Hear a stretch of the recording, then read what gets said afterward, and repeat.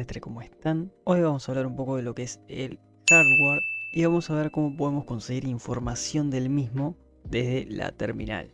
Entonces vamos a aprovechar que ya tenemos abierta la terminal, vamos a limpiar la pantalla y vamos a empezar a hablar del procesador. Entonces el CPU o Central Processing Unit, o mejor conocido como procesador, es el componente más importante, como muchos sabrán u otros no, de nuestra computadora.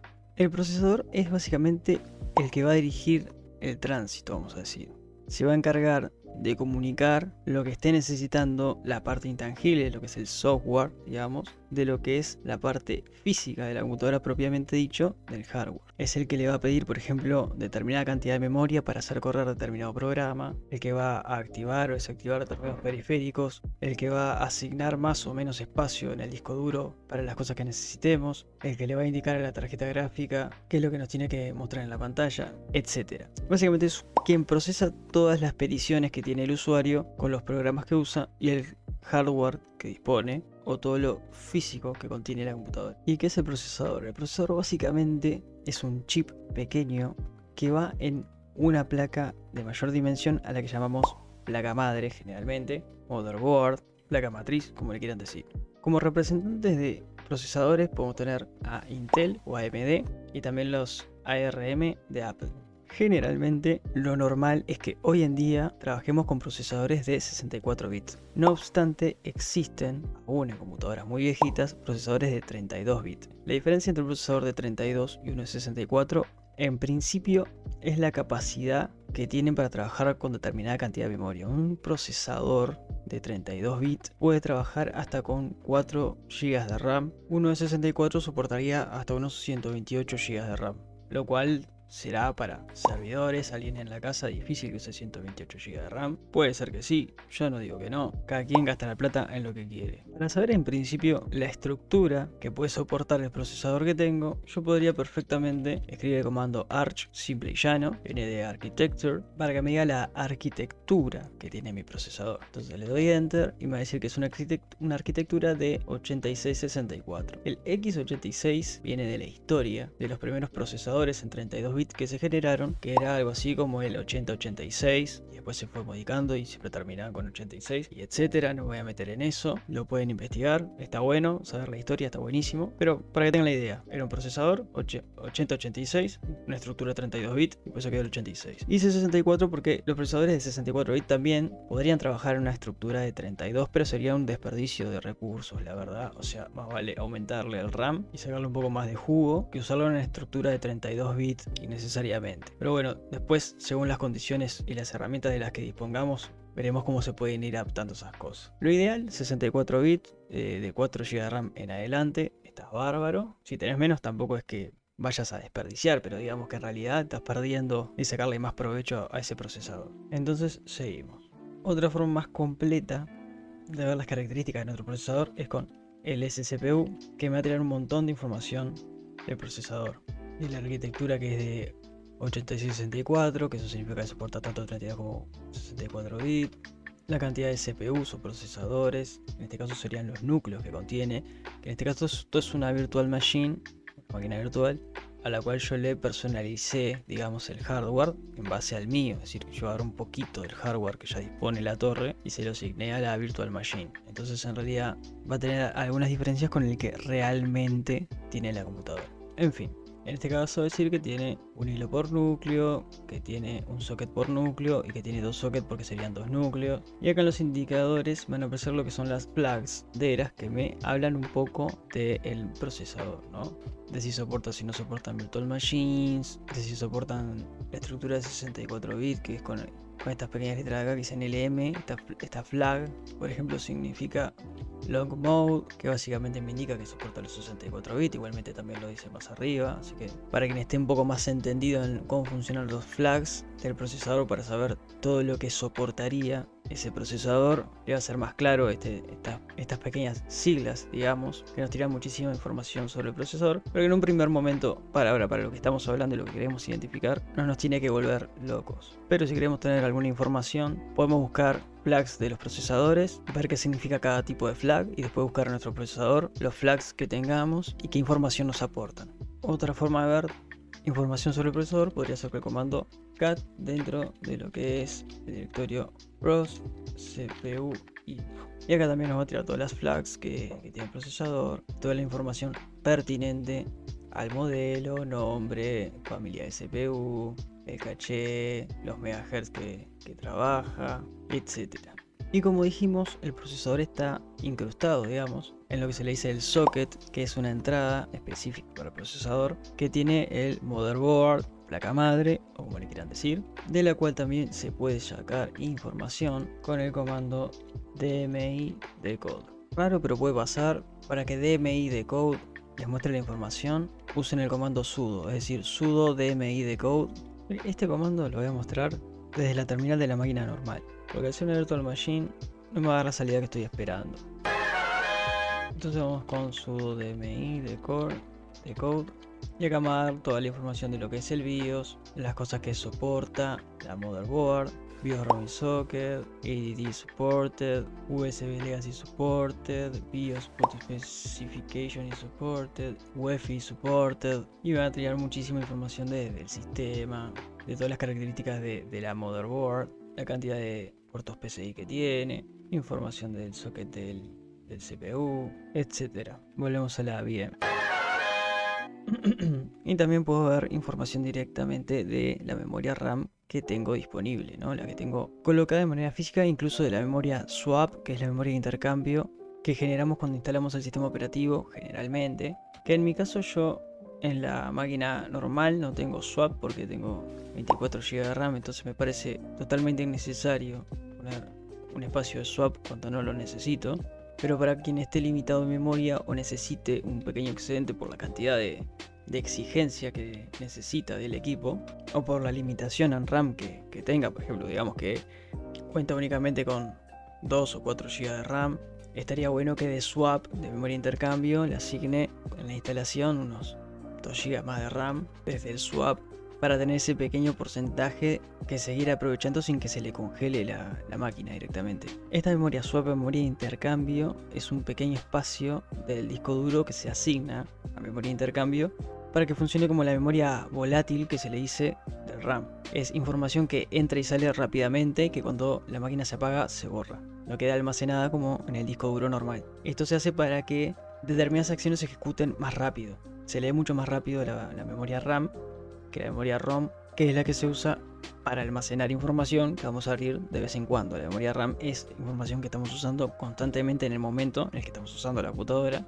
entonces siempre está bueno que esté ahí y que se pueda mover más rápido. Claramente no puedo usar un disco duro, rígido especialmente, clásico mecánico, como memoria RAM, porque la velocidad de lectura y escritura es mucho menor que la de una memoria RAM. Incluso hasta la de un SD no llega a la velocidad que podría tener una memoria RAM. Pero nada, vamos a lo que estamos hablando, ¿no? De cómo ver la memoria RAM y swap que puedo llegar a tener, que tengo asignada en la máquina.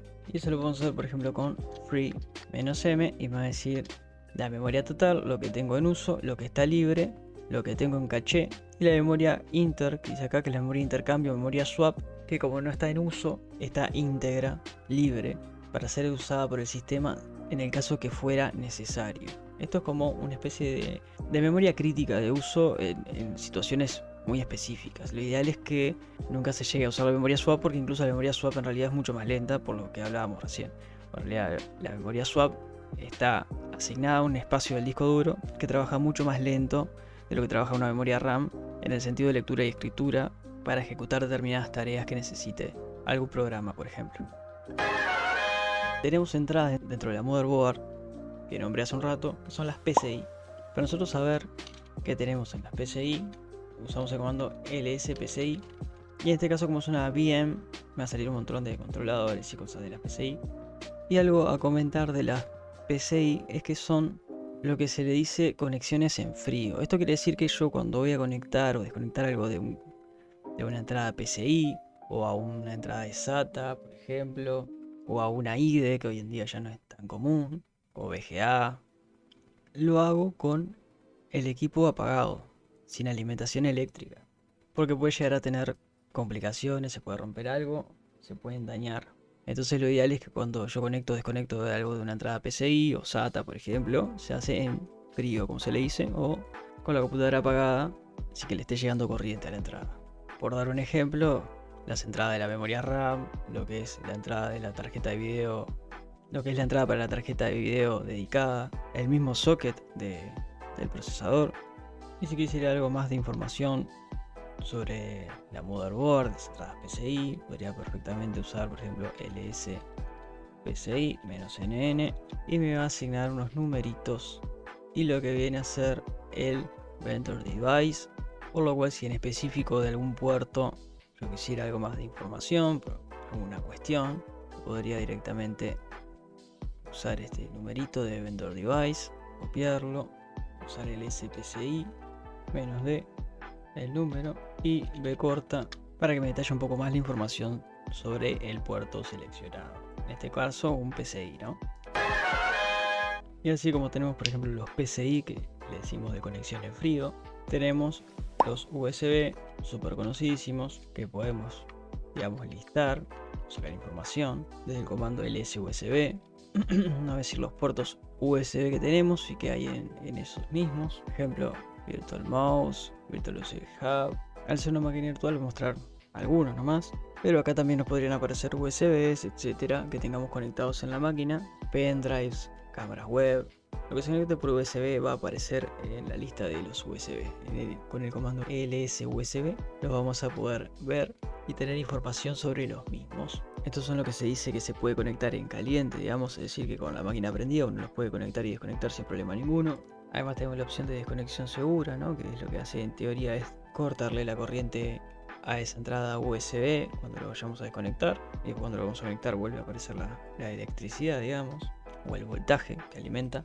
Y antes de seguir al comando lsusb también le podemos pasar el parámetro "-b" y nos va a tener información mucho más detallada de los USB que tenemos conectados. Entonces hablamos de lo que son los procesadores, de lo que es la motherboard, que es, digamos, la placa madre donde se conectan el procesador, los PCI, los USB, y todavía nos está quedando hablar de dos cosas importantes: disco duro y fuente. Tanto para trabajar como para sacar información de lo que son el disco duro, los discos duros que tengamos en la máquina, vamos a usar esencialmente el comando fdisk, aunque también existe gdisk, que es un poco más nuevo y admite, por ejemplo, discos que tengan más de 2 TB. fdisk admitiría hasta 2 TB. fdisk trabaja con lo que son las particiones de discos en MBR y gdisk trabaja con las particiones de disco GPT. GPT lo que permite, como ya dijimos, particiones más grandes de 2 TB, cosa que MBR no. Es decir que si yo necesito una partición que sea más grande, a 2 TB, lo que me va a convenir es usar GPT o el comando gdisk, aunque también podré usar, por ejemplo, el comando parted o la herramienta gráfica gparted. Si bien hoy en día hay discos duros enormes, difícil que el común de las personas es un disco más grande de 2 TB. Puede ser, yo no digo que no, cada quien sabe el espacio que necesita de disco y cómo quiere ir haciendo los respaldos que necesite, si que de repente prefiere, en vez de estar ocupando tanto espacio en el disco físico que usa en la computadora, o si prefiere un disco extraíble donde hacer respaldo de información y tenerlo más libre de espacio al disco físico de la computadora. Pero bueno, nada, para cada quien lo que necesite. Generalmente uno pensaría que más de 2 TB de espacio por partición inclusive sería más normal usarlo en servidores. A mi punto de vista no significa que sea así. Sin embargo, es bueno saber que con gdisk, si es necesario hacer particiones de más de 2 TB, se hace. Con fdisk no. Principal cosa a tener en cuenta. Para en primer lugar, yo lo que necesito saber es cuántos discos duros y cuántas particiones tengo en la computadora, si no lo supiera de antemano. Entonces para eso yo lo que puedo hacer es ls-dev, que es el espacio que se le suele asignar a los discos rígidos, y lo más común sería SDA o SDB. Generalmente SDA es para el disco duro propiamente dicho, pero podría llegar a pasar, para quien tenga algún disco conectado con el cable ID, que se lo busque con SDH. SDH son los discos viejos mecánicos que iban con la entrada ID. Hoy en día generalmente se hace con SATA, pero los que usan los cables ID los reconocería con SDH. Entonces simplemente vamos a poner ls SD asterisco para que sea A o H o B. Generalmente cuando es SD-B ya pasa a ser algún disco extraíble tipo USB, y SDA viene a ser lo que son los discos rígidos de la computadora. Pero para que nos muestre todo directamente, SD asterisco y listamos. Entonces nos aparece que tenemos un disco duro SDA que está dividido en 3 particiones que deben ser la raíz, el boot y el swap. Sabemos que es un disco que está conectado por SATA porque es SDA. Si lo tuviera con un IDE dirían SDH, SDH1, SDH2, SDH5. Y ahora que sé que tengo un disco rígido SDA, puedo usar fdisk -l dev SDA. Pero para esto me va a pedir acceso al superusuario. Entonces pongo sudo, ingreso la contraseña de superusuario. Y acá me va a decir que es un disco SDA de 20 GB. Modelo disco, en este caso es una máquina virtual, entonces va a decir eso. Y acá me va a decir las particiones que tiene, que son el boot, el home y el swap. Y por último, pero no menos importante, vamos a hablar un poco de las fuentes de poder. ¡Ya tengo el poder! En este caso no tenemos un comando que nos hable de la fuente de poder propiamente dicho que tengamos, pero sí algo que tenemos que entender es que la fuente de poder lo que va a hacer es convertir el voltaje que nos llega de corriente, sea 110, 120, 220, 230, 240, a voltajes más chiquitos que son los que admiten los componentes electrónicos que tiene la computadora, que vienen a ser entre los 3.3 voltios a los 12 voltios aproximadamente. Hay fuentes de poder de todo tipo, hay genéricas que son más económicas, que quizás para quien vaya a salir de paso, para alguna computadora vieja que no importe demasiado, nos puede servir para salir de paso o para hacerla funcionar otra vez. Pero tener una fuente de poder económica en alguna computadora exigente puede llegar a ser un problema, porque podemos romper algo. Si el voltaje es muy alto, puede quemar algo, se puede sobrecalentar, puede no estar bien nivelada la potencia, pueden pasar muchas cosas que van a ser un problema, y que por comprar una fuente barata quememos una placa de video que sea carísima. La verdad que me parece que es algo que no vale la pena hacer. Así que la fuente de poder, tengamos bien en cuenta las especificaciones antes de meterle una a la computadora, o si se rompe y hay que cambiarla, que sea por la misma o por una mejor todavía. Y para cerrar un poco esto, hablamos un poco de lo que son las entradas PCI y de lo que generalmente se conecta a ellas, que pueden ser, por ejemplo, antena de Wi-Fi, placa de Bluetooth, extensiones para entradas USB o tarjetas gráficas dedicadas. Con las tarjetas gráficas, como hablamos en un principio, suelen haber algunos inconvenientes. Normalmente, cada fabricante lo que hace es generarle sus propios drivers o controladores propietarios para que funcionen correctamente en determinado ambiente. Es decir, que para que una placa de video funcione correctamente en Linux, tendría que haber sido desarrollado ese tipo de driver dentro de un ambiente Linux. So, Nvidia, fuck you.